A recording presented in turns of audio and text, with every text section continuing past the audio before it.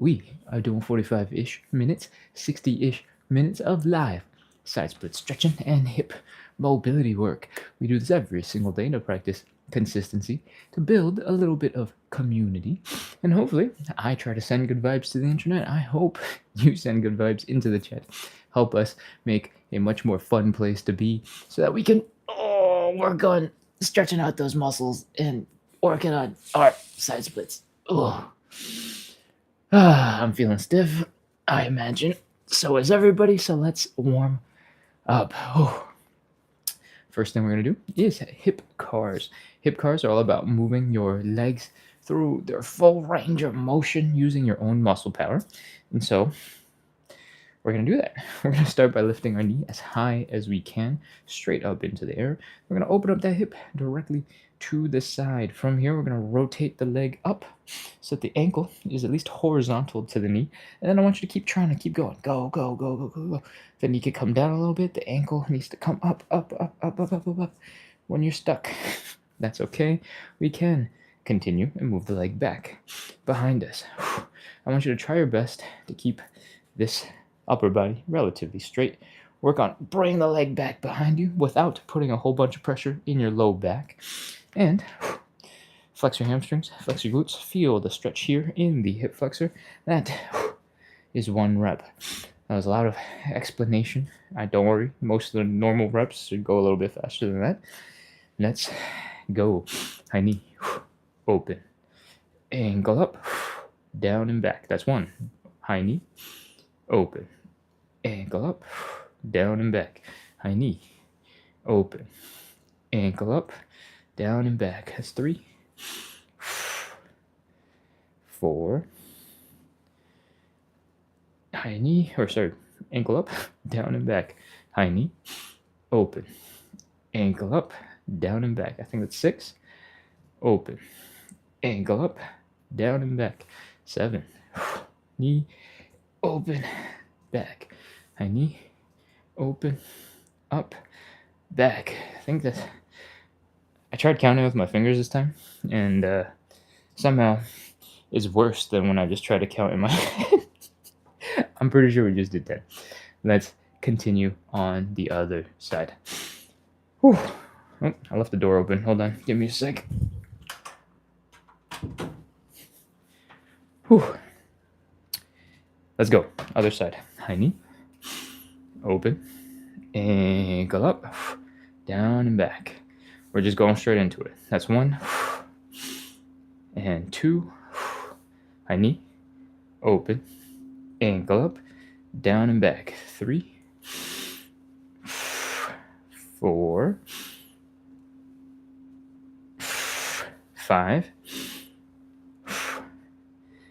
6. Open up that hip. Rotate the ankle up.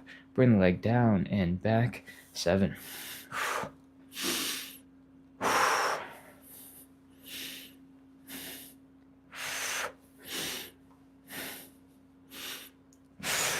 8.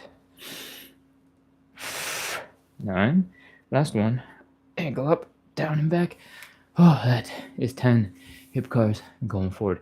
If you're just joining in, you got no idea what we're doing with our legs, what these crazy circles are, don't worry. I'll explain them to you when we go in reverse in just a second.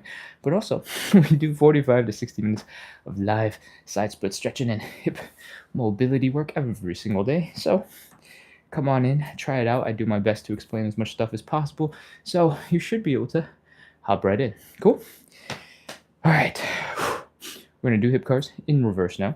We're going to hit basically the same main points in our movement, but we're going to do it in reverse. So if you're just joining for the first time, your brain might be a little bit confused. I will try my best to make it understandable. We're going to start stand up straight. I want you to flex your abs a little bit. Just duck, like you're bracing for a punch. And once you do that, protects your low back from a little bit too much movement. And we'll be able to do this a little bit safer. We're going to bring this leg back. Flex the hamstrings, flex the glutes, pull this leg back behind you while still flexing your core a little bit, locking your spine in position. We're going to lift this leg up directly to the side. From this front view, it might look like you're going whoosh, throwing out a kick. And from here, I want you to rotate that leg so that the ankle comes up as high as you can bring it, and do the opposite. Bring the ankle all the way down. And then we'll bring that knee to the front. Keep it as high as you can. That is 1 rep. Don't worry if that is exhausting. We go a little bit faster in real world practice. Let's go. Flex the core, bring the leg back, side, ankle up, ankle down, lift that knee high, finish with the knee to the front. That's 1. Back, side, ankle up, ankle down, knee 2, back, side, ankle up, ankle down, 3, back, side, ankle up, ankle down, 4, back, side, ankle up, ankle down, 5, back, side, ankle up, ankle down, 6, back, side, ankle up, ankle down, 7. Keep that knee high when you bring it to the front. Back, side, ankle up, ankle down, 8. Back, side, ankle up, ankle down, 9. Back, side, last one, ankle up, ankle down, 10. Oh, the leg, the foot that is holding your body up and balancing. Might be doing a whole bunch of this as you kind of throw your leg around doing all that work. If your leg is tired, give your ankle a little bit of a break. You'll naturally get a break because we're going to switch over to the other side, but you can also lean on to a wall, hold on to something for a little bit of balance so your muscles don't have to fire quite as hard if your legs are super tired right now. Whew. All right. Last one. We got one last round of reverse hip cars, and we'll be done with our first warm-up exercise. Whew. All right, let's do this. Other leg. Again, flex that core. Keep it nice and strong and tight. All the movement is coming from the hips, not from the low back. So bring the leg back, flex the hamstrings, flex the glutes. Feel the stretch in the hip flexor in front. Lift directly to the side. Get it as high as you can. Rotate the ankle up. Rotate the ankle down. Bring the knee up. And finish by bringing it to the front. If you want, you can go a little bit further than just the front. You can try to go in as much as you can. All right. That's one. We got 10 more to go. Let's do it. Back. Side. Ankle up. Ankle down. 1. Back, side, ankle up, ankle down, 2. Ooh, my hips just cracked. Ankle up, ankle down, 3. Back, side, ankle up, ankle down, 4. Back, side, ankle up, ankle down, 5. Back, side, ankle up, ankle down, 6. Back, side, ankle up, ankle down, 8. Back, side, ankle up, ankle down, 9. Back, side, ankle up, ankle down, 10. Oh, that is our hip cars. Hip cars, again, are all about using your own muscles to get as much range of motion out of that leg and hip joint right here, and you get stronger while you get more mobile. So it's really good for warming up. You might realize the first couple were super rough. You couldn't do anything, and then by the end, hopefully through the reverse cycle, you got quite a bit more range of motion out of it. But you're also probably a little bit tired, so your legs start dropping a little lower and lower and lower and lower, and for now that's okay. But I want you to be conscious of it, and I want you to try your best to, at least for the weaker muscles, the ones that you're struggling the most on, really focus on making those as solid as possible. Cool? All right, that is our first warm-up exercise. We're going to go on to number 2. It's a little bit more chill because number 1 was brutal. So I want you to get into this L shape. What is this L shape? This L shape is folding forward. Oh, if you have a tight low back, you'll start feeling it right now. And just give yourself a couple of seconds, let the back relax. And once the back is chilled out, you'll start feeling it in your hamstrings, not your knees, in your hamstrings. From here, want you to focus on bringing the belly button, this right here, down as low to the ground as possible. And your hamstrings are going to get super tight. Oh, you might feel the tension kind of happening just underneath your butt. That is where your hamstrings attach into the bottom of your pelvis, and that is probably what you're feeling when you're feeling it right next to your butt. Your hamstrings are obviously tight, but it's not the only place where your muscles are probably going to be really sensitive. Your calves, your toes might be tingling a little bit. This is often called nerve flossing or nerve stretching. You can Google that later if you'd like. And now that we've hung out here for a little bit, oh man, and you've taken some normal breaths, trying to relax into this position, we're going to add a little bit of movement. All right, this is the walking part of the elephant walk. We're going to bend one knee, we're going to straighten out the other, and we're going to keep on trying to bring that belly button down. Then we're going to switch knees and go from side to side. This is going to feel really intense for that first couple of reps. Those hamstrings, the insertion point right next to the bottom of your butt, might be feeling quite uncomfortable, but I want you to keep going. Nice and slow, gentle. Gentle, but does not mean it's comfortable, right? We want to get to a point where the muscles start relaxing a little bit more, and this motion starts feeling a little bit easier. And you're going, oh, okay, this wasn't so bad. It was kind of a rough start, but we're picking up the pace. We're able to get into the position. It's not so bad. So that point is going to be a little bit different for everybody. I'm going to just ask you to keep going. We're going to go for a couple more seconds. I think I'm getting close to the point where everything's picking up speed. The hamstrings are not screaming at me as much.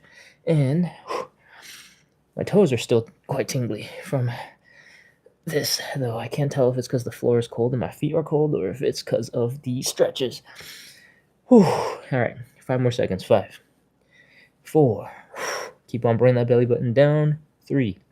Remember to breathe. 2, 1, 0. Do a little bit of a squat. Come on up into standing position, and that is our elephant walks. Hopefully you realize that after a minute, maybe 35, 45, 60 seconds of just going in that kind of painful, awful position and doing a little bit of this can suddenly make you super mobile in your hamstrings. What are we going to do with that, though? Well, we're going to actually take that and use it again for some thoracic rotation. Completely different stretch. We're going to open up our legs, hips width apart. We're going to fold forward, bring that belly button down. We're going to bend that left knee. From here, I want you to reach across, so the left hand reaches across to the right side and helps to push and open and rotate your chest. So your chest is rotated to the right, your right arm is going up into the air, your head is rotated, your eyes are at the right side-ish of your face and looking at your fingers, and you're trying to reach behind you and come on down. That's half of a rep. We got to do the other side. Right knee is bent, left leg is straight. Right hand reaches across the left leg, pushes, helps open up the chest, extend the arm. Open up that chest. Try, when you reach your deepest, furthest, most reach, try to exhale and see if you can get just a little bit further.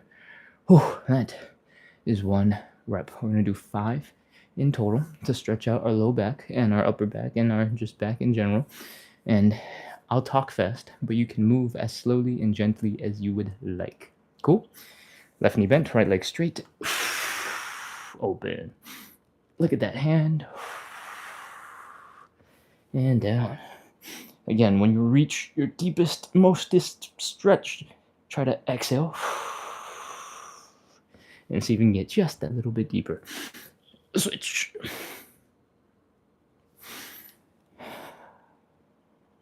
3, 4, and 5. That is our thoracic rotations.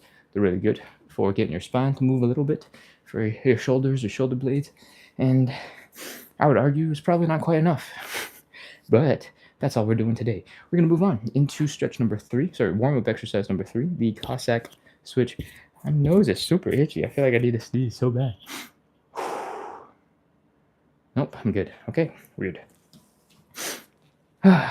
For the third move, the Cossack switch, you can just look at me for a second, and then I'll give you instructions, all right? The goal of the Cossack switch is to drop down onto one leg as deep as you can, as compact as you can, and have this other leg out on the side. Then try and scoot your butt as low to the ground as possible, across to the other side, and sit nice and deep in this position. Then come back. For most of us, it's going to be really hard. So what I want you to try first is to warm up the hips, warm up your calves, your ankles by tucking your knees to your chest, hugging yourself, going, oh, good knees, good.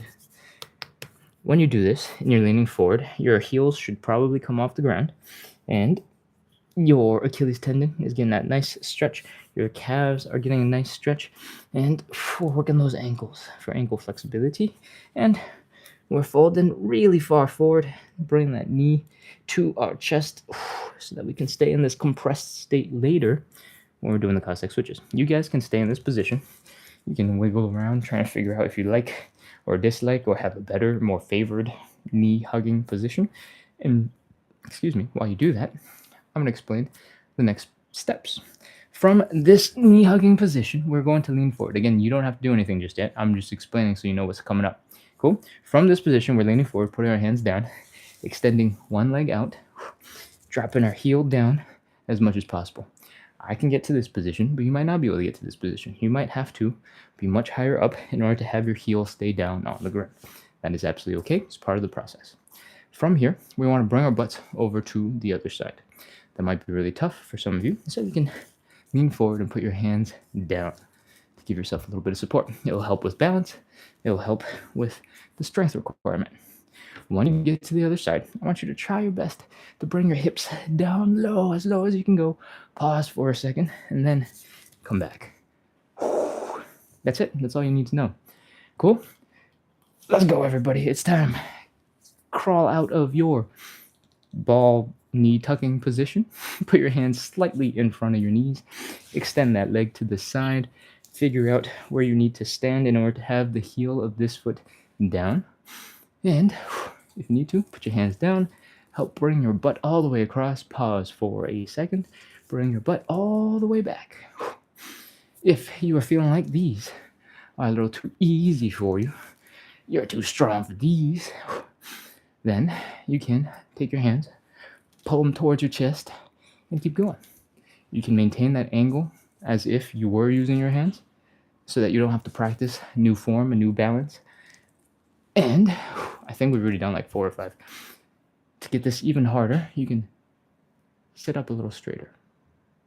All right, and if you sit up a little straighter, you should be able to struggle a little bit more. But as you do this, you'll start engaging slightly different muscles because there'll be more pressure in your low back, and the whole thing will get a little bit more intense. Whew. I have completely lost track of how many of these we've done. But hopefully you found over the last couple of reps, as you do more of these, you're able to get deeper and deeper into that bottomed out stretched position. And maybe not for today, but maybe for tomorrow, if your knees are getting a little bit uncomfortable, you can come up first, come across, and then sink into that, then come up, come across, and then sink into it. Because when you're trying to keep your hips low and you're in this transition position, it might cause some of our knees to be a little bit uncomfortable. Okay? Whew. Okay, I'm pretty sure we've done 10. Sit down, relax, chill. Congratulations, you have finished our warm-up. If you don't know, we're doing 45 to 60 minutes of live side split stretching and hip mobility work. And what we just did was our warm-up. If that sounds really scary and intimidating because it's your first time joining in, don't worry. The warm-up was required to get your muscles working, get your hips loosened up, get your heart rate up, blood pumping, so that when we do the stretches, we can get the most benefit out of the actual stretches. If you came into this cold and tried to do the stretches, you probably wouldn't get nearly as far, right? So it's time to get into some stretches. First thing that we're going to do is a hamstring stretch. And I recommend you grab something to protect your knee, because the way we're going to set up our hamstring stretch is going to look like this. We're going to drop one knee down on the ground. We're going to extend one leg in front. We're going to fold our belly button down to the thigh. So this knee needs a little bit of love, needs a little bit of protection. It's not mandatory. You don't have to do it, but a pillow, a cushion, an old flip-flop, dirty laundry that you need to wash that doesn't smell so bad yet, you can put it around your knee, give it a little bit of protection, and we're good to go. This stretch probably has a lot of different names. Lots of different sports have used this stretch or a variation of it, so we don't have to worry about what it's called. Just know that we're using it to stretch our hamstrings. And with a slight variation, we can also use it for other things. But for today, we're trying to keep this leg basically straight up and down into the hip. We're extending this leg out in front of us, and we want to make sure that our hips are at the same level. All right?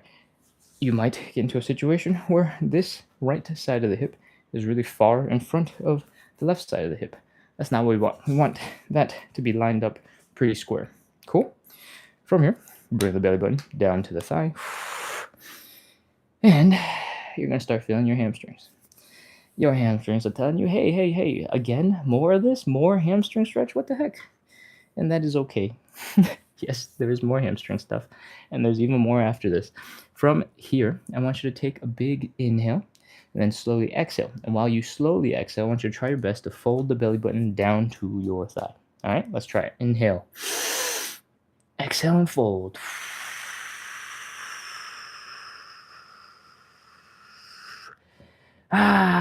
Now your hamstrings are really angry at you. Your calves might be feeling kind of tight. Maybe your toes are getting tingly again, and that's, for the most part, okay. Take some normal breaths. Try to relax as much as possible and convince yourself this is totally a normal position to be in. Muscles, just chill out. It's all good. We're fine. This is A-okay. We're going to do one more inhale, exhale. Ready? Inhale. Exhale and fold.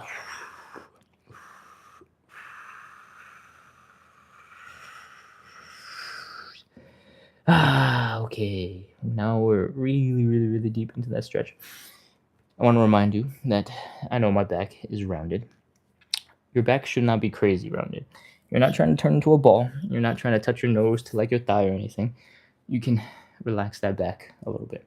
If you need to round your back in order to be able to put your hands on the ground for balance, that's fine. But there's no reason to be bent so bad that your shoulders, your neck, your upper back are feeling tense. Cool? Oh. And if you straighten out your back, you might realize you're at a totally different angle than you thought. Cool? From here, we're holding for 30 seconds. Let's go. 30, 29, 28, 27, 26, 25, 24, 23, 22. Remember to breathe. Don't hold your breath. It's uncomfortable, but you gotta train your body to deal with it. This is normal. This is okay. This is cool. Now give me this flexibility all the time, and don't make me work so hard for it. 20, 19, 18, 17, 16, 15, 14, 13, 12, 11, 10, 9, 8, 7, 6, 5, 4, 3, 2, 1, 0. Oh, that is part one of our hamstring stretch. And let's get into part two. Switch legs.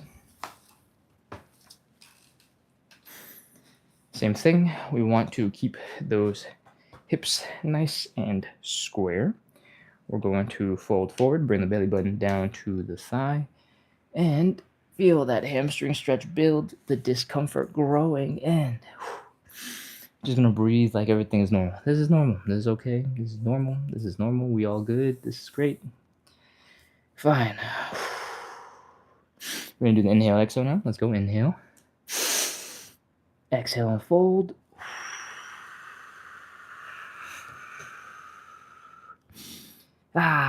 Stretchy, stretchy, stretchy, stretchy time. You might notice that one leg is way more flexible than the other, and that is pretty normal. That's fine. I have an old hamstring injury that makes my left leg much worse than my right leg, and I do feel it sometimes when we're doing this stretch. So, it takes a bit. Enjoy your normal breaths, and it's time for one more inhale, exhale. Let's go. Inhale, exhale, and fold.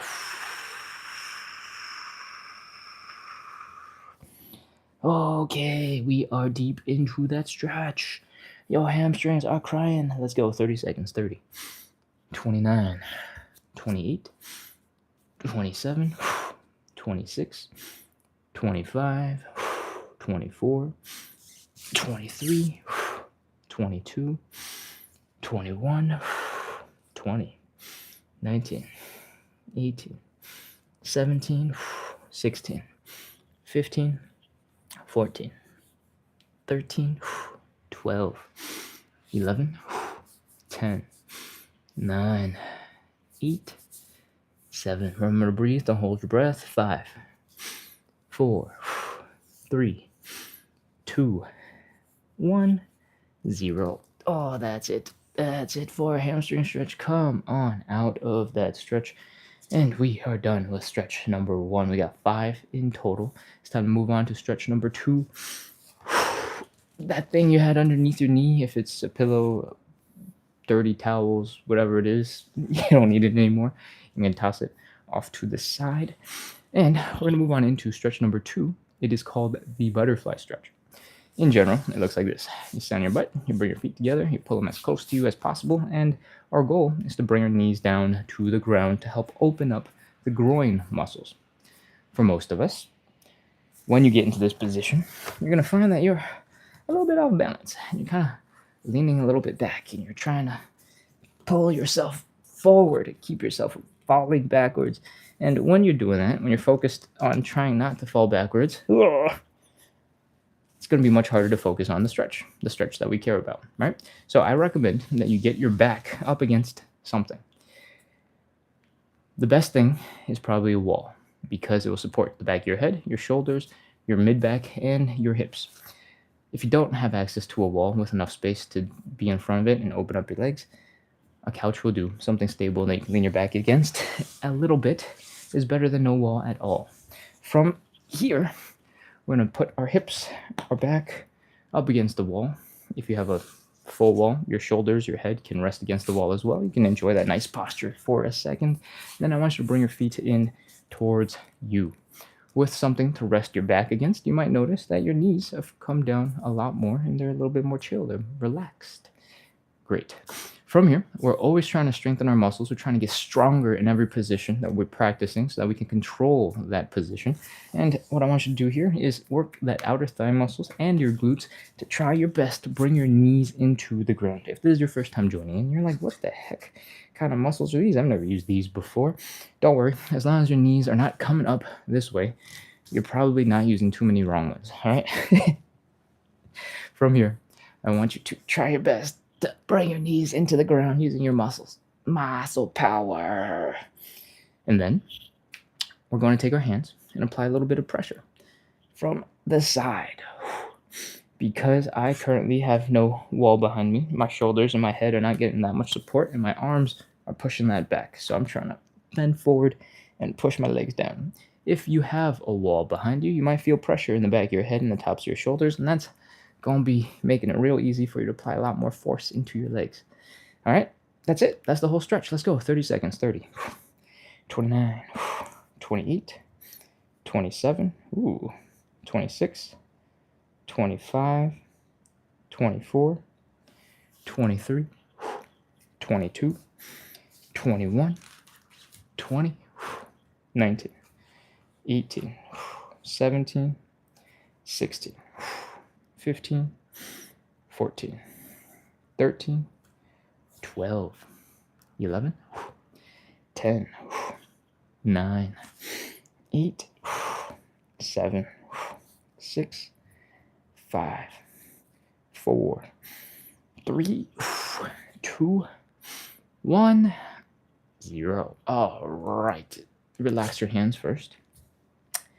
And if your legs are not moving very well right now, they're just kind of like stuck, you can give them a little love, lift them with your hands, and give them a little bit of movement. All right? Once you've done that, your legs should suddenly wake up and you'll be able to flap the wings of your butterfly stretch like it's an actual real life butterfly. And that's a good sign. We're ready to get into stretch number 3. It's time to get into some standing or seated pancake. If you've done a lot of lives recently and you're feeling a little sore and tired, stick with the seated pancake. If you're feeling like you want a challenge, we'll do some standing pancake together. All right? For the seated pancake, I recommend you find something really sturdy, something really stable to sit on. If it's like a really lightweight stool, it's probably not a good idea. A couch that is pushed up against the wall so it won't slide out behind you, much better idea. Cool? You can also just lean against the wall so that your butt is against the wall. That will work. Cool? From here, we're going to extend our legs out to either side. If you're in the seated position, you're kind of sort of like a L shape. It should be able to help you get into a pretty deep, wide leg position. And from here, we're just bringing the belly button down in between our legs. All right? Looks a little bit like this. Fold. Let gravity pull you down. Breathe. Relax. And ta-da! This is our seated pancake. Oh!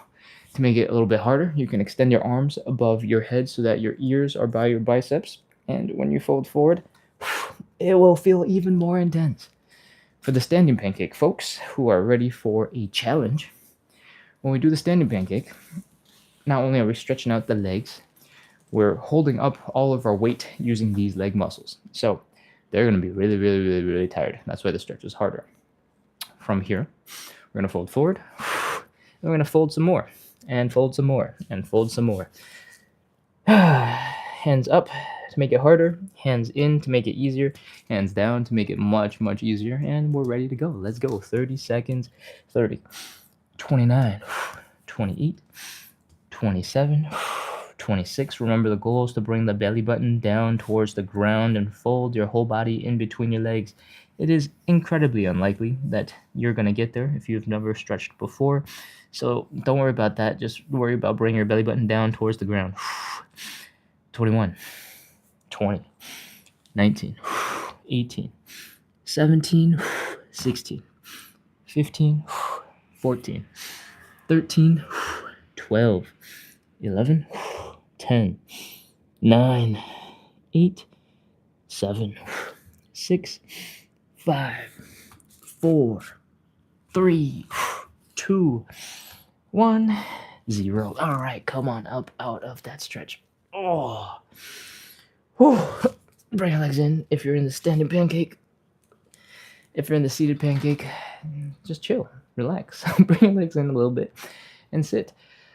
Whew. And that is our pancake. It is probably the hardest stretch of the whole entire thing because we're using 2 really rough muscle groups that we're struggling the whole time, and then we're putting a whole bunch of pressure on them. I said earlier during our hamstring stretch that there's more hamstring stuff to come, and that was the hamstring stuff. When you fold forward and your hips go that way so that you're getting into this L shape, it doesn't matter if your legs are together or if your legs are apart. You're stretching those hamstrings. It is unavoidable, and that is why your hamstrings are going, what's going on? More? Yeah. And when we're doing the standing pancake, at least, we're stretching out these inner thigh muscles, right? Their job is to pull your leg in towards the center. That's how they contract. So when you have them lengthened out as far as possible, trying to get to a side split into a wide leg position, they're getting stretched. But when we are hanging out here in this type of position, while our legs are pretty far apart, they're stretched and they're contracting. And so it's going to feel really bad. That is why this is the hardest stretch of the whole thing. Okay, sit down, relax a little bit. Actually, you should have been chilling this whole time. Only I had to demonstrate. We're going to get ready to get into our 4th stretch. I'm pretty sure 12 hours ago I did the figure 4, so it's time for some pigeon. If you have a favorite between the figure 4, the pigeon, or something that stretches out the side of the hips, side of the glutes, feel free to do that instead. But we're going to talk about the pigeon stretch. For both figure 4 and pigeon stretch, in general, we're doing something that looks like this. We're bringing the ankle across the body. We'll bring the leg up. And we'll bring the belly button down to that leg. From the side, it's going to look like that. What we're stretching, ooh, I lost balance. What we're stretching is this right here, the side of the glute, the side of the hip. Cool? So let's drop into a pigeon stretch. We want the leg in front to go across our body. We want the middle of our chest to come to the middle point between the knee and the ankle of our leg. It's not the only place that you can be. It doesn't have to be perfectly like so, but it's a good guidepost for what you're trying to do. Ugh. Okay? When you do this back leg right here can absolutely just stay right there off to the side. Or if you want, you can kind of have it lengthened a little bit more off to the side. But a more advanced pigeon looks like this with your leg straight back behind you. It requires a little bit more flexibility in the hips, and some of us will find it a little bit difficult. So if you don't care about that, because you don't need it for this show, you can let your knee rest off to the side. If you really want to work on a position that's similar to having that leg behind you, because you want to have a cool pigeon pose like that, you can elevate this front leg. All right, I'm going to use some yoga blocks. I don't actually recommend using yoga blocks, but these are lightweight and they're easy and they're next to me, so I'm going to do that. When you elevate your front leg, it's going to automatically elevate your hips for most people, because you're not going to have magic. See, that's why I say don't use yoga blocks. That's what happens when I twist and look at you guys and forget that I have unstable things underneath me. Okay. From here, you're not going to have magic flexibility so that your hips are suddenly going to drop down for most people. And that means your hips are going to be slightly higher up. That gives your leg a little bit more room to hang out underneath you. Cool? That is how you train the pigeon. If this is not a solution for you and doesn't work, you can also use a couch. Boom. The lower the couch, the less help it will be. If the couch gets a little too high, you might not feel much of a stretch at all behind you, but it's a good starting point. Cool? All right, that's our pigeon stretch explanation. Let's get into the stretch itself.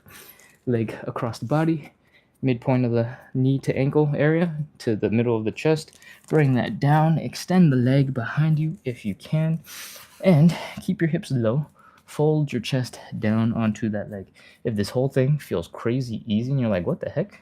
Is this supposed to be so easy? Push your ankle towards your face. All right, and that'll make it a lot harder. Whew. All right. I hope you're ready, because we're holding this for 30 seconds. 30, 29, 28, 27, 26, 25, 24, 23, 22, 21, 20, 19, 18, 17, 16, 15, 14, 13, 12, 11, 10, 9, 8, 7, 6, 5, 4, 3, 2, 1, 0. All right, come on up out of that stretch. Hopefully you felt it in the right place, in the side of the hip, in the side of the glute, and you're ready to go to the other side, because that's what we're doing right now. Leg across the body, hips down and low, fold that midpoint of the chest to the midpoint of the leg, push the ankle towards your face to make it harder, and already go. 30, 29, 28, 27, 26, room to breathe, don't hold your breath, 25, 24, 23. If you're not quite feeling the stretch in the hip, in the glute, adjust your chest and adjust your leg. Push the ankle more towards your face, perhaps lean a little bit more to the left or a little bit more to the right with your chest, and see if that helps. If none of those work, it's probably because all you need to do is bring your belly button down towards your leg a little bit more. 18, 17, 16, 15, 14, 13, 12, 11, 10, 9, 8, 7, 6, 5, 4, 3, 2, 1, 0. Oh, that is our pigeon. Oh, that is the 4th of our 5 stretches, and we are doing really good. All we have left are some side splits, but for the side splits, we do them a little differently than the rest of the stretches. We do 3 rounds of 30 seconds instead of just 1 round of 30 seconds and moving on like the rest of our stretches. And in between each of those rounds of 30 seconds, we do some shaking, some wiggling, some relaxation work to try and get our muscles as relaxed as possible so that they can get as long as possible every single time we train them. Cool? I'm going to take a quick look at the chat and see how things are going. Eduardo on YouTube says, "Hi, how are you all doing? Handsome friends, I've arrived from Salvador, Brazil. Amazing. Welcome, Eduardo." And Yoga Warrior sending Cookie Monster emojis. Lovely, lovely. Queen RR welcoming people in. Thank you, thank you, thank you. Let's see how we doing on TikTok. What would you recommend if your fingers and hands hurt in the morning from working construction? I honestly have absolutely no idea. That I have no answer for. I'm sorry. Eli Luis says, new follower. Welcome, welcome. Florida Stretcher. And Oriana Roll says, do you do these lives every evening? Yes. Monday through Sunday. So every day. We do this live at 9 p.m. Eastern. It started 43 minutes ago. So if 43 minutes ago was not 9 p.m. your time, it started 43 minutes ago. That's the time every single day. And there is a YouTube channel. The YouTube channel is the same as the TikTok. It's at Splits on the Side. We are not trying to become full-time fitness people. We are just trying to get some exercise and get it done. So the splits are being done on the side. And also we do side splits. So it's play on words. I think I'm going to get back into our side splits. Oh, I hope you had enough of a break. Let's talk about stretchy stuff. The first thing that we're going to do is talk about safety and relaxation. At the end of the day, for most of us, getting into a longer stretched out position is about relaxing the muscles, right? A lot of us will have a lot of length that we're not tapping into because our body is freaking out and going, whoa, what are you doing? Why are you trying to get into this crazy ass position? And what that means is the more relaxed you are, the more you can train your body to be like, no, this is chill, this is fine, this is okay. The easier it will be to get into a deeper position. What does that mean in the short term, though? If you are feeling anxious, if you're rushing for time, if you're trying to get something done, you're feeling a little bit scared, those things will all cause a little bit of extra tension to exist in your body. That tension is not going to make it easier for you to get any more stretched. So while we can't reduce all of your other forms of anxiety, we can talk about safety. All right. If you're getting to the side split for the first time, you're a little bit nervous. You're like, ooh, this looks scary. Maybe I'm going to hurt myself. What do I do? I recommend you start by getting your butt in front of something you're ready to fall into. It's unlikely that you're going to fall, but there is a chance that you will fall when we're doing the side splits. And when you're falling forwards, it's not so bad. In fact, we spend a lot of time in this position, slightly leaning forwards on our fingers, on our feet. But occasionally, you're going to be in this position. You're going to be like, ugh. And you're going to try to finagle yourself into a deeper position. And sometimes you'll lose balance. You'll lean a little too far back and you'll start falling backwards. If you fall backwards and you fall into a nice couch, into a bed, into something soft, it's no big deal. It's not the end of the world. Your butt is fine. But if you were not against something soft, you might just fall all the way down into the floor, and that's like a 2.5-foot drop into the ground. Your tailbone's going to be unhappy. Don't let that happen. Get something soft behind you, or at least have a wall. I actually generally recommend the wall because, and we're going to imagine that there's imaginary wall right here. If you're in this position and you start going, oh no, I'm falling.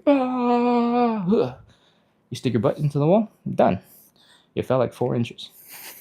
If you didn't quite catch it, you're like, oh no, the wall's coming at me. And you rotate over, your shoulder smashes into the wall as you're falling back. Great. It's not your butt falling 2.5 feet. Maybe you completely forgot and you thought you were going to totally make it, and you just go, ugh. And you're mid-back. It's the wall. Great. You fell like 4 inches and it's going to be fine. So I recommend you stand 8 to 12 inches, so roughly 1 footstep, a footstep and a half for most people, in front of whatever you're prepared to fall into, and start from there. Otherwise, to help you feel safe, help you feel comfortable, you might want to consider grabbing something to elevate your hands.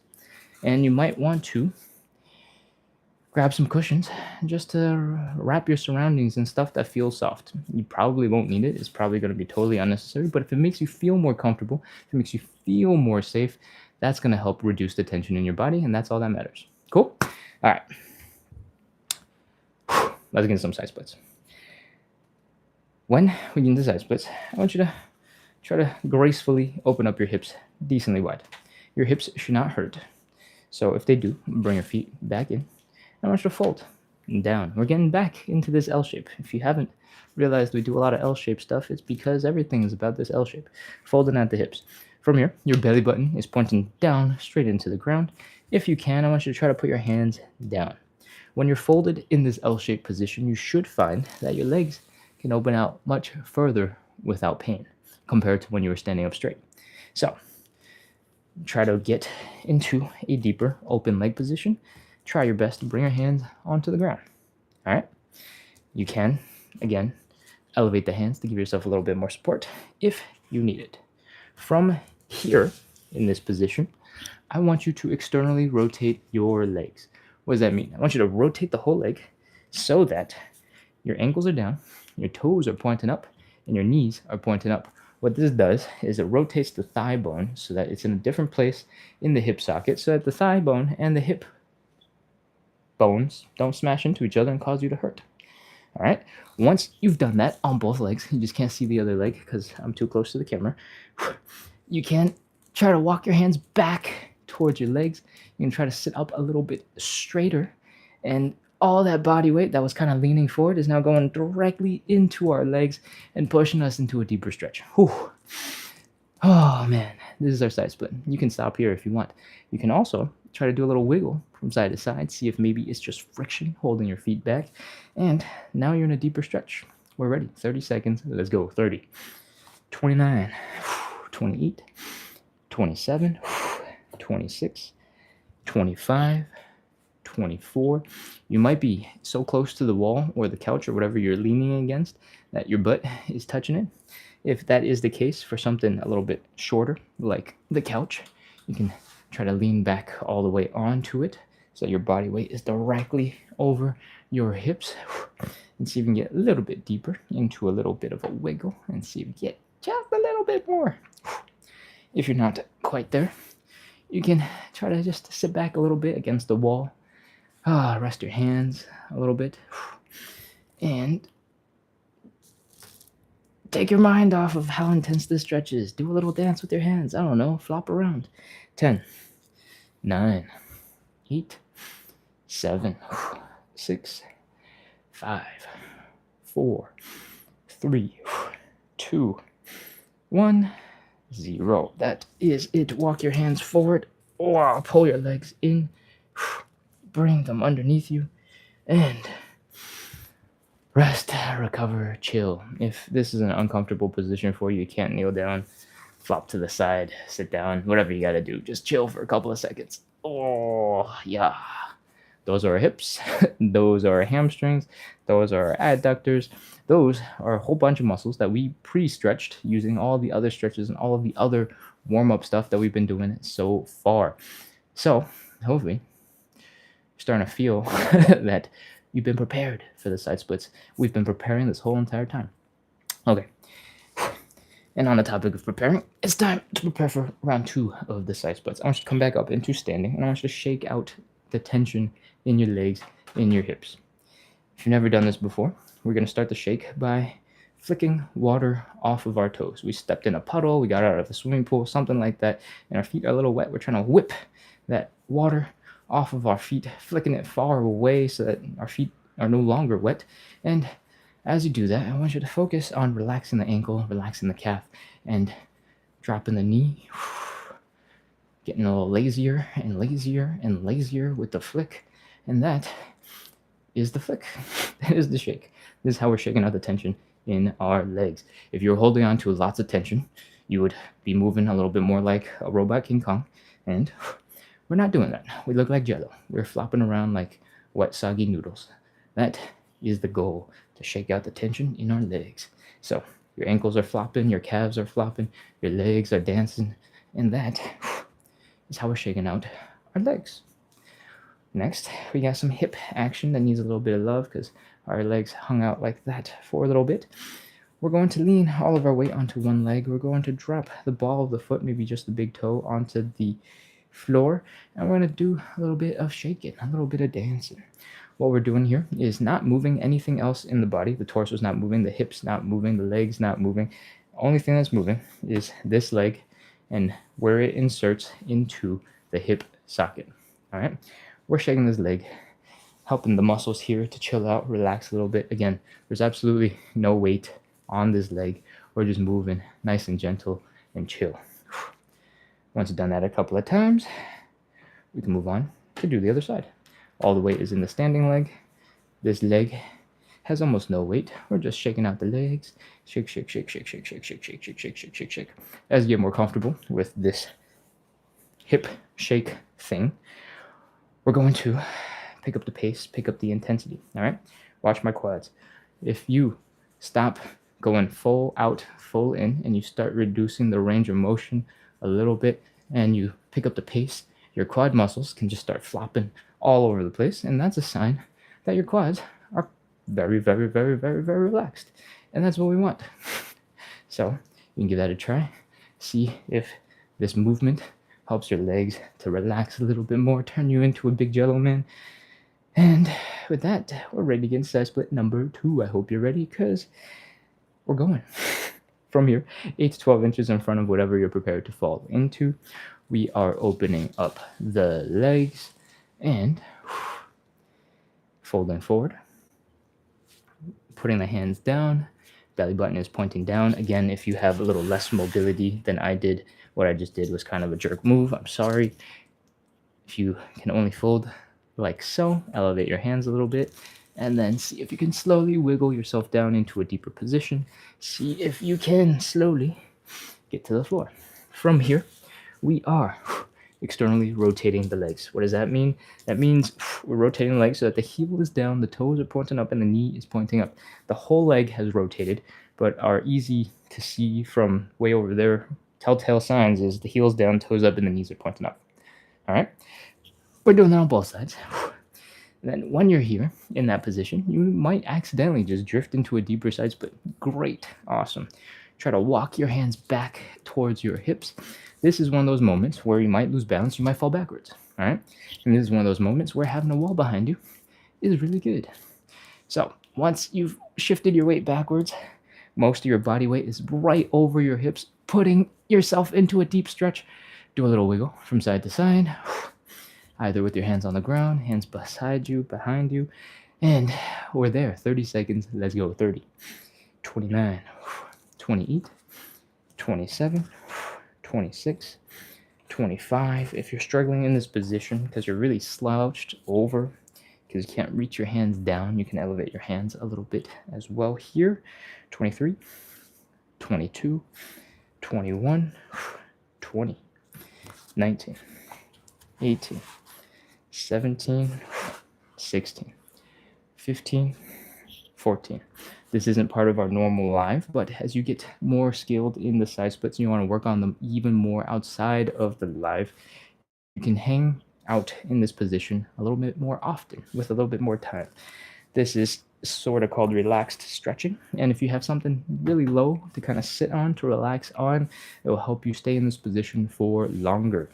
For the rest of us, though, I think it's about time. Let's go. Put your hands in front of you, walk out of that side split, bring your legs in, and that is side split number 2.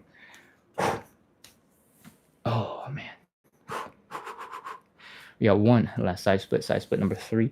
So we got to shake our legs. We got to relax them, get into best possible condition for the third side split. Slowly come back into standing, waddle around if you need to, and let's shake it out.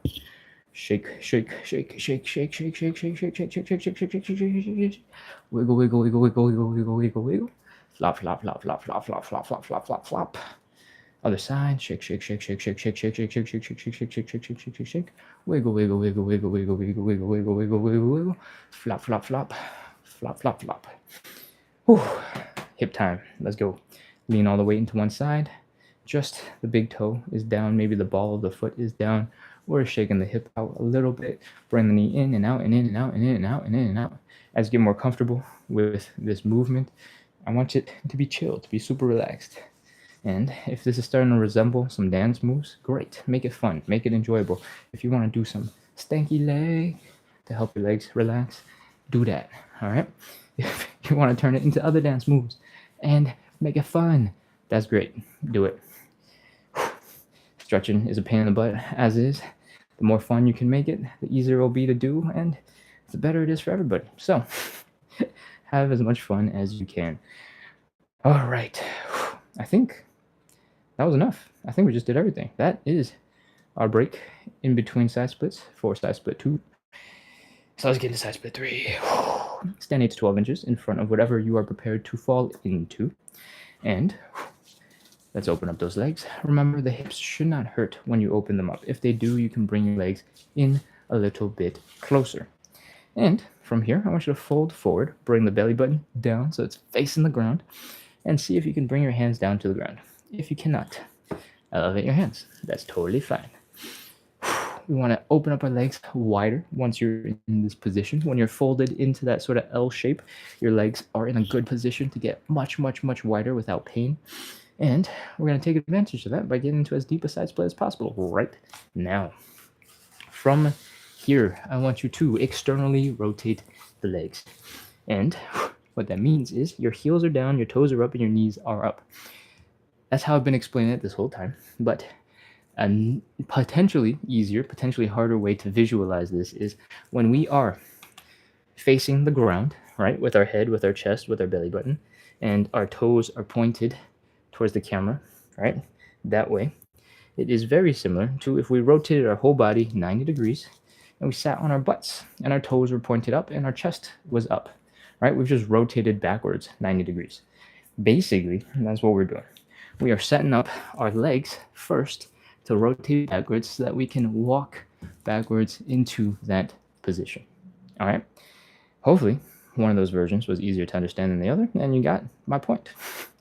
From here, toes are up, knees are up. We're a little bit more upright as well, and we're going to try to do a little wiggle from side to side, get into a deeper side split stretch. This is our third and final one for the day. Let's go. 30, 29, 28, 27, 26, 25, 24. If this is starting to feel way too intense, you can't hold on to it, you can adjust this stretch by focusing on a slightly different muscle group. If you lean a little bit further forward, and you can, in that forward position, focus on the adductors, which is the inner thigh muscles. If you sit a little bit further back with your back a little bit more upright, you'll feel it more in your hamstrings, in your hips. And if you really want to, I guess, you can also try to fold really far forward and turn it into a pancake stretch. All right? How you want to play with that is up to you. And I feel like we're probably done with this third side split stretch, right? I haven't been counting. I've been just telling stories and explaining things. All right. 3, 2, 1. Come on out of that stretch. Bring your legs together. Chill. Oh. And that is our stretches. What we got left from this point onwards is we're going to shake out our hips one more time. We're going to work on a little bit more mobility for like 10 seconds on each side for the hips. We're going to check our joints, make sure everything is moving well, and then we'll be officially done. Whew. I hope you're ready, because it's time to shake it out. Let's go. Shake. Oh. Come back into standing. Shake, shake, shake, shake, shake, shake, shake, shake, shake. Wiggle, wiggle, wiggle, wiggle, wiggle, wiggle, wiggle, wiggle, wiggle, wiggle, wiggle, wiggle. Flop, flop, flop. Shake, shake, shake, shake, shake, shake, shake, shake, shake. Wiggle, wiggle, wiggle, wiggle, wiggle, wiggle, wiggle, wiggle, wiggle. Flop, flop, flop, flop, flop, flop, flop. And if you haven't been doing anything for your arms this whole time, shake them out too. Flop, flop, flop, flop, flop, flop, flop. Wiggle, wiggle, wiggle, wiggle, wiggle, wiggle. Your wrists are probably pretty tired, so you can kind of do these little T-Rex hands. You don't have to whip them around super explosively because your wrists are pretty fragile little muscles. You can just do a little tiny T-Rex flopping. And then you can sort of make a little windmill with your arms, right? And then just kind of reduce that range of motion of the windmill and turn that into just a circular kind of little shake. That will help your arms relax. They didn't work quite as hard as our legs, but they were holding our body weight up and trying to keep us from falling. So give them a little bit of love, a little bit of shake. For the hips, we're going to do something a little bit different than the previous 2 rounds. We're going to pop into like 20% of a squat. From here, I want you to, again, put a lot of your weight into one leg. And I want you to open up this hip as wide as you can. Flex the glutes, flex the outer thighs, open up. Same muscles that we're using when we're doing the butterfly stretch. And then do the opposite. Bring that leg in as far as you can. Notice how the rest of the body is not moving. It's just this thigh bone where it connects to your hip. That is doing all the work. All right. We're going to open as much as we can. We're going to bring the leg as much as we can. We're going to do 5 reps. Open. Close. Open. Close. Open. Close. That's 3. Open. Close. That's 4. Open. Close. And that's 5. Whew. Whew. All right. Other side. 20% of a squat. Lots of weight in this side. This leg is open as much as possible. Flex the glutes. Flex the outer thigh muscles. And then bring it in. In and out. And in and out. And in and out. That's 3. And in and out. And in and out. And that is 5. Whew. If that was exhausting and your legs are feeling like they're getting a little shaky now, you can shake out your hips, shake out your legs. You can do the wiggle, the flop, the stinky leg, the dance moves. Help your muscles relax. All right? With that, we are ready to do some joint checks. We're going to start with a couple of hip circles right after the side split stretches. I'm always feeling really tight in the side of the hips, so I like to add a little bit of movement there to help those relax. But if you're going all the way around, you might find something else that needs a little bit of love, needs a little bit of attention, and you can give that a little bit of time. From there, we're going to do a couple of quick knee raises. They should be fine. We're just doing a whole bunch of stuff requiring them, so if they're having an issue, you'll know as soon as you start. You'll just be like, oh, okay, something to address. Ready to move on? Let's go. We're going to pop into a bit of a squat. We're going to try and fold our chest down to our legs. We're going to sit our butts down and back. We're going to try to bring our knees forward. When we push our knees forward, we're going to feel more of a stretch in our Achilles tendon in our calves, working on that ankle mobility. And to help you balance, your toes are going to be all firing and trying to keep you from falling over. All right? From here, you might want to hold on to something, maybe the floor, maybe a couch if you still have it. And I want you to try to balance your weight between your big toe and your pinky toe and do some calf raises. If you're able to do all of these really well and come out of that squat, you're able to combine toe, foot, ankle, knee, hip mobility all into a couple of important movement patterns. So, in general, you should be pretty good to go. I hope you enjoyed this live because we are all wrapped up doing, how long have we been going? 63 minutes of live side split stretching and hip mobility. Again, we do this every single day to practice the number one quality, consistency. We do this every day to help build up a little community. When we're struggling on the floor by ourselves stretching, it is not so fun.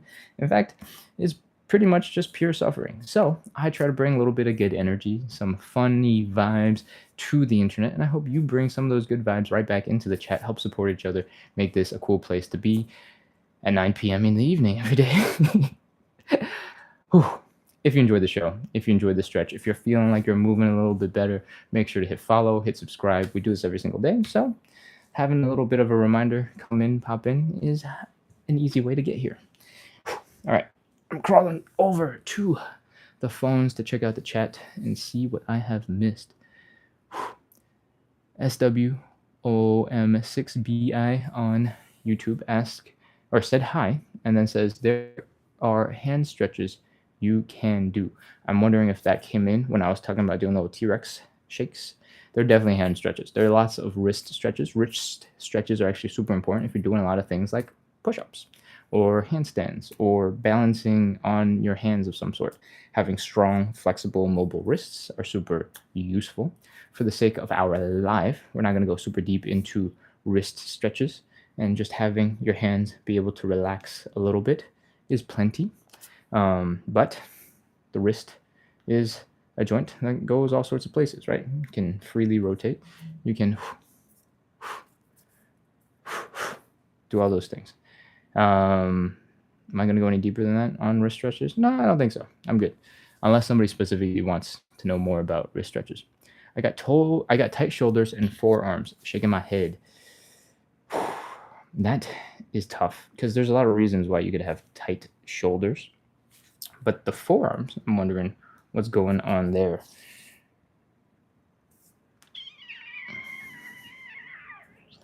If your forearms are tight, you can probably start working on some wrist stretches because a lot of these stretches stretch out the muscles along the side of the forearm, and that might actually prove useful for you.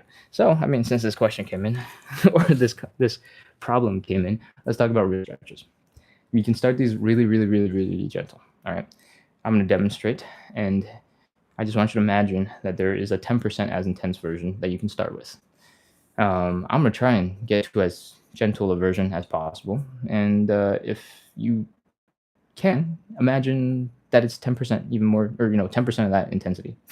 So if you have your hands out in front of you and you point your elbow pit, your elbow pit sort of in front that way, and you go the other way around and just rotate your arms in the shoulders, this will get some nice movement.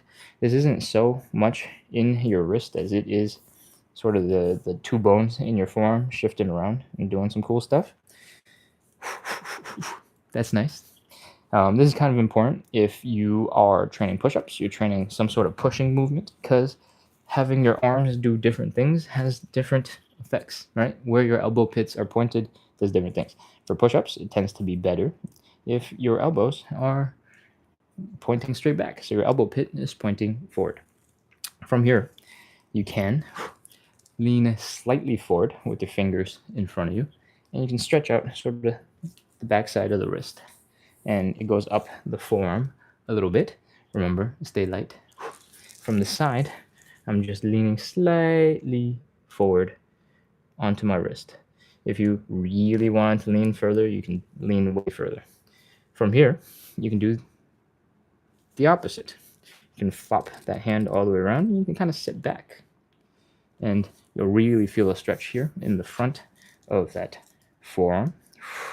Again, the wrists are sensitive. They're very fickle, so be very gentle as you start working on these, especially if you're just starting. As you're building up tolerance, it needs a little bit of patience and it needs a little bit of love. All right, so don't get too excited. From here, what have we done? It's possible to do the opposite. Put the backs of your hands down on the ground. If you lean really far forward, the angle won't be so crazy. But as you sit back, you start feeling a nice intense stretch in the top of your arms, like so. And this can be really intense, but it can also be really nice. I am realizing I should probably do more of these. This is really pleasant for the top of the forearm. I'm not a physical therapist, so I don't know if you have extra tight forearms from spending prolonged time at the computer playing video games with your mouse and your keyboard. So this is just general stretching. It's not gonna necessarily fix exactly what you have going on with your forearms, but this is a good place to start to figure out what exactly is tight and how to get a nice stretch out of it. All right, let's see, what else did we do? We did this. You can experiment. You can play around with your hands down. I don't know if you've watched any old school Jackie Chan movies. There's like a really old one where he does push-ups like this with his palms facing up and sort of like in regular push-up-y position going like this. Crazy movie, crazy wrist flexibility and strength because you're doing a whole entire push-up. What else we got? Technically, you can do a couple of movements that are more little rotatey to bring the wrist out to the side. But if you rotate the arm, that's pretty close to the same thing. I feel like I'm missing something huge and I can't remember what it is. So, if I remember, we'll continue. But for now, I'm going to move on to another topic. Let's see what else is in the chat.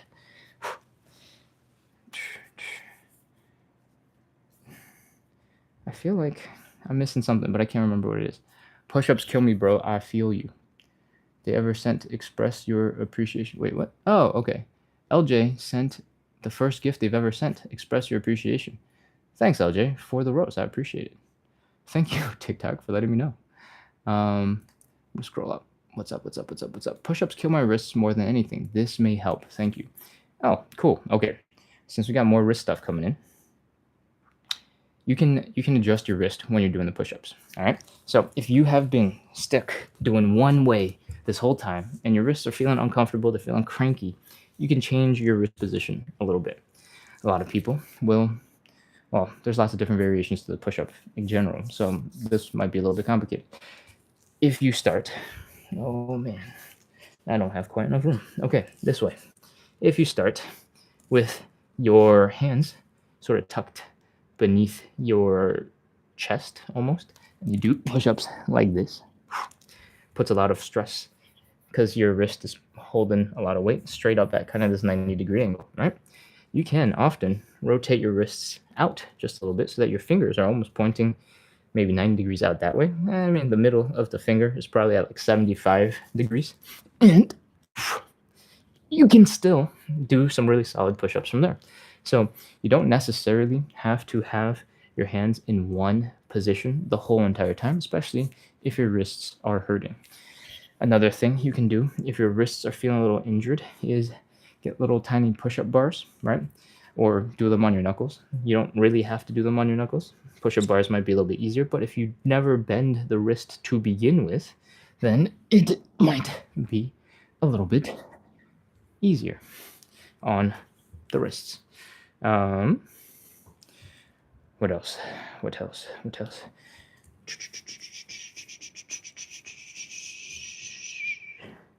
Do I have anything else about push-ups? Push-ups and wrists. Nope, that's all I can think of at the moment. So change up your wrist angling, and that might be just enough to get you into doing more push-ups without wrist pain. Millennial Mill says, thank you, dude. Mavera Me says, the best. Lovely, lovely. Okay, Millennial Mill says, I got tight shoulders and forearms. We sort of kind of talked about forearms just a little bit by doing these kinds of stretches. Tight shoulders. Tight shoulders are hard because if you're, again, sitting in front of a computer, there's a whole bunch of tightness that could happen because you're stuck in this position a lot, right? I'm exaggerating, obviously. You're probably not like this all the time. Working on shoulder mobility is a whole entire topic on its own. The shoulder is, I think, like 12 or 13 different muscles controlling the shoulder blade right here. And so there are a lot of ways that the different muscles can compensate for each other, support each other, or one or two can be super tight, causing the rest of them to be super stretched out. And maybe the super stretched out ones are the ones that feel uncomfortable, even though the too tight ones are the source of the problem. So shoulders are super complex. But if you needed somewhere to start addressing those tight shoulders, I recommend you get to a pull-up bar, you grab onto something very stable, and just try and hang for a little bit. And when you're hanging, you might notice that, I'm going to try to face my back toward you. I don't know if there's going to be any detail through this shirt. Let me try and pull this shirt a little bit tighter so you can see a little bit more detail. When your shoulders are up like this and you're totally relaxed, your neck might disappear and your shoulders might go way up high like that. And you can experiment from here by pulling those shoulders down like so, bringing them around out to the side and in. You don't have to be hanging from a pull-up bar the whole time. If your legs are on the ground and your arms are up, you can still do something like this, or you can do it without having your arms up at all, because we're just moving the shoulder blades. But the shoulder blades, you can bring them in, you can bring them way out, you can bring them up, you can bring them way down. And to do all of those things, there's like a whole bunch of collaboration between a whole bunch of different muscles. I think I said 12 or 13 earlier. The shoulder blade, that chunk of bone right here in the back, it floats there. There's nothing like tying it down other than those 12, 13 muscles. So tight shoulders. This could be really silly, but if you've been talking about these tight shoulders here at the top this whole time, I was way over explaining about other stuff. But all the other stuff helps. If you're talking about tight shoulders over here and you're just putting a little bit of pressure and you're like, oh man, these are so sensitive, they're so painful, and I feel pressure points all over the place, I actually have no idea how to totally relax them. I know that I like to sit in a chair, I like to grab the bottom of a chair, and I like to lean off to one side, maybe pull on the neck a little bit to loosen up the neck down to here. And then for these things, I like to really pull onto something and try to stretch them out that way. I don't know if that's the most effective stretch. I have never really thought about it. So if you send me a message, I can get back to you with some homework. But I think I'm ready to move on to the next topic then, because I got no idea. Okay. Yep, could be hair traps in your neck. Exactly. Yeah, the way we talk about the body and how the lingo kind of like overlaps for so many things is hilarious, because when I am thinking about the shoulder, I'm thinking about the shoulder blades, and that's technically up in the back for the most part. But I mean, you know, these muscles are all kind of tied into it too. Just I think about it differently than when people are like, oh, my shoulders are so stiff, and I forget that sometimes. So I don't know which one you're referring to. Let's see what else we got. What else we got? Push-ups kill me, bro. I feel you. Oh man, I'm gonna just stop right there for now. Okay, cool. I think that is all of the chat then. I did not scroll all the way to the very tippy top of the chat, but if you guys have anything else that I did not address, let me know and we'll get to it right now.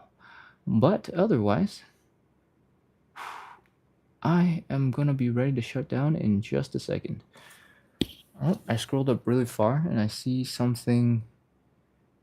Oh, okay. Oriana Roll says, my knees hyperextend, but I want to try anyway. Okay, knees hyperextending is really difficult, and I think it does put you into a pretty compromised position in the side splits because there is so much happening. Sorry, I'm gonna untug my shirt. I was trying to pull it tight so you can see the shoulder muscles. If you hyperextend at the knee, I think you're probably going to be best served having a slight bend in the knee. I'm not an expert, so I don't really know this for a fact, but I think if you intentionally try to keep a slight bend in the not overextended direction, in the normal direction, that will help to make sure you don't lock out and then lock out way too far out in the back. I can't imagine both are superbly good for your knees, but the forward bending one is probably slightly better for your knees. And for example, when my legs are locked out right now, right here, I feel a lot of pressure here, sort of around the knee area. And I just want to make sure that you stay safe. So I think having a tiny, tiny slight bend forward will help prevent your legs from locking out and going and overextending behind you. And that might be a good place to start. By doing it this way, you might end up having some really strong quads and like knee muscles just outside of the knee. So maybe that will help undo your overextension a little bit, because other muscles got so strong you stopped relaxing as deep into the overextended side. I don't know if that's true. You can only find out by doing it or asking somebody who's an expert, but I think that's true. Is there anything else I want to talk about here? Overextending knees. I wanted to try the side splits anyway. Is there anything else that we do? A lot of our stretches actually put a lot of stress onto the knee, right? For example, the hamstring stretch. We do the hamstring stretch like this, and if your knee overextends backwards that way, because they're super flexible, then it's going to be a little bit hard. Again, I recommend you give a slight bend to the knee, try and hold that bend as much as you can and go for it that way. I don't know how that double jointedness, that hyperextension works for different muscles in your legs.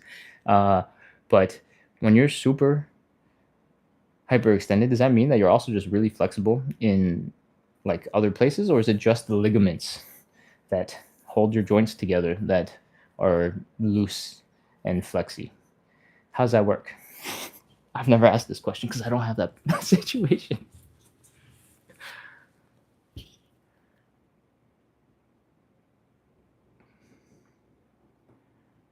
Good work. Oh man, I don't know if Ori's still on. What exercise do I do for a tight neck? Okay, I'm gonna move on. In case Ori is still on, we can continue that conversation in a sec, but we got a question about tight necks. So I'm gonna jump into that for a second and see what happens. If you got a tight neck, you can, for short-term relief, do a couple of stretches. If you are sitting in a chair, I'm gonna pretend this is the seat of a chair, right? I don't think you'll be able to see it anyway underneath me. Okay, cool, whatever, it's fine.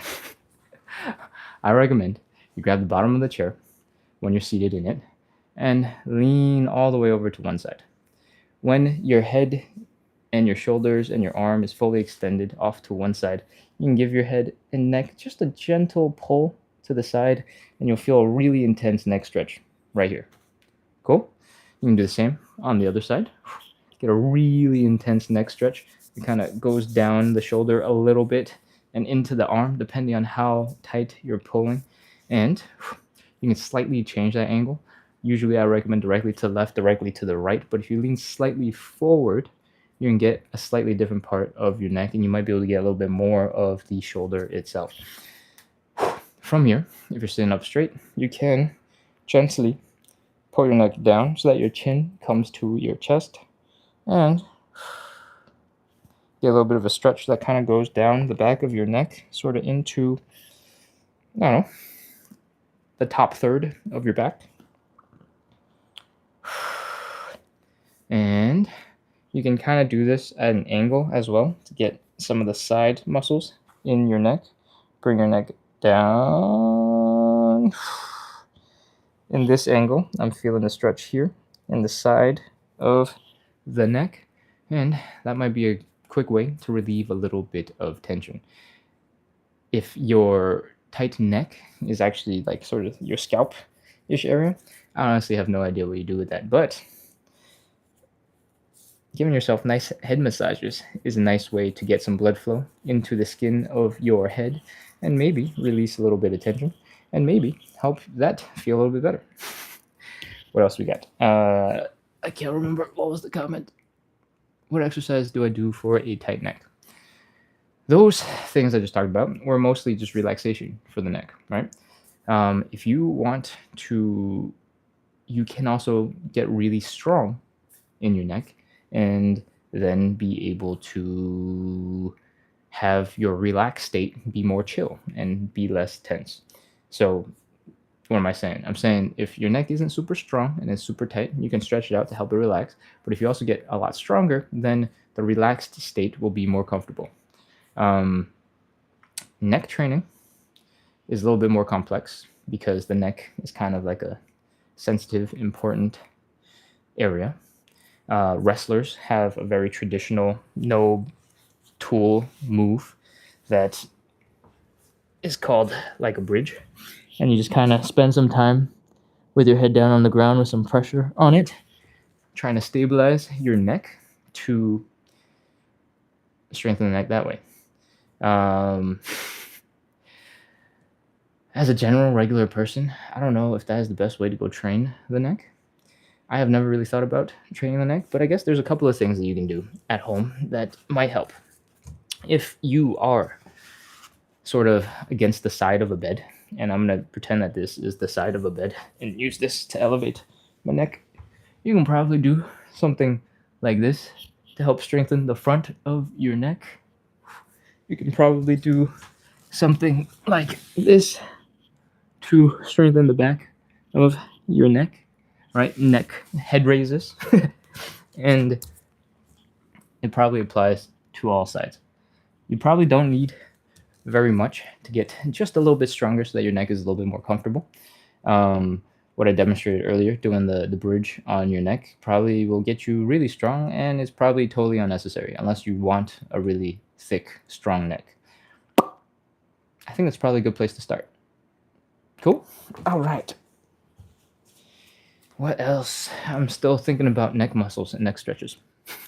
Amia says, seems painful. Yes. Uh, it's definitely not the most comfortable position, but I think as you get used to it, as you train things, just like how, Shaolin monks and those performances where they do crazy, painful looking things and it's just normal.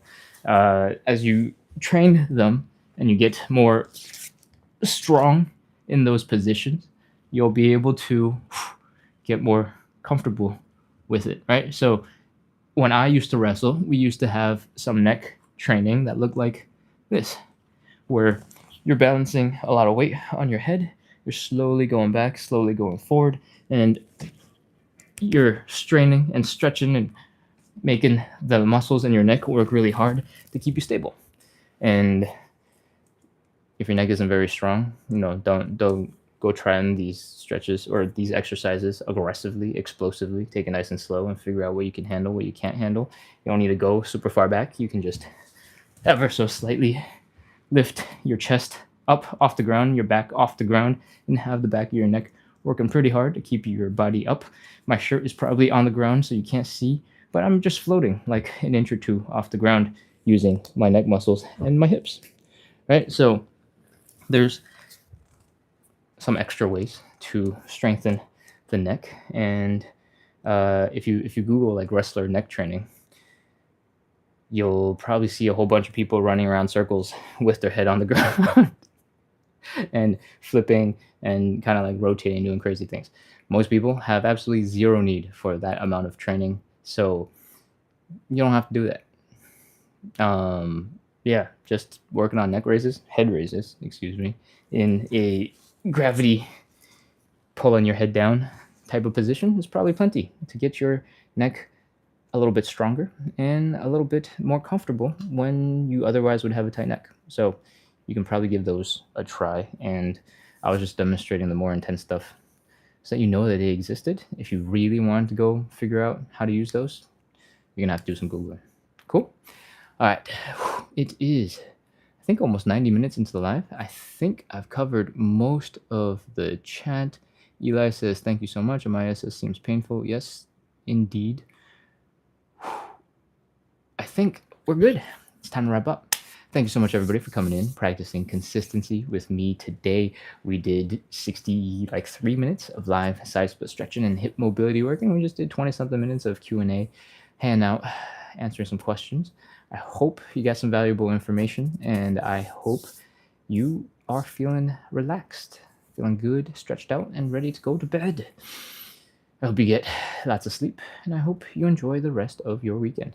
We have multiple more lives this weekend. We have a live tomorrow morning, so in like 10 and a half hours at 9 a.m. Eastern.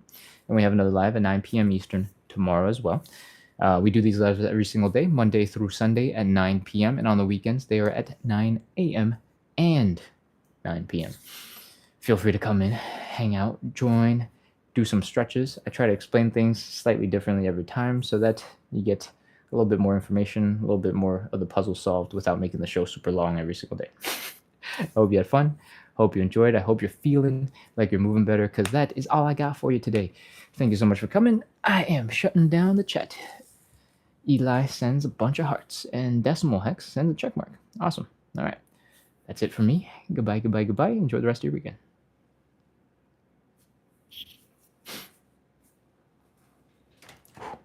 Closing out over here. Bye-bye.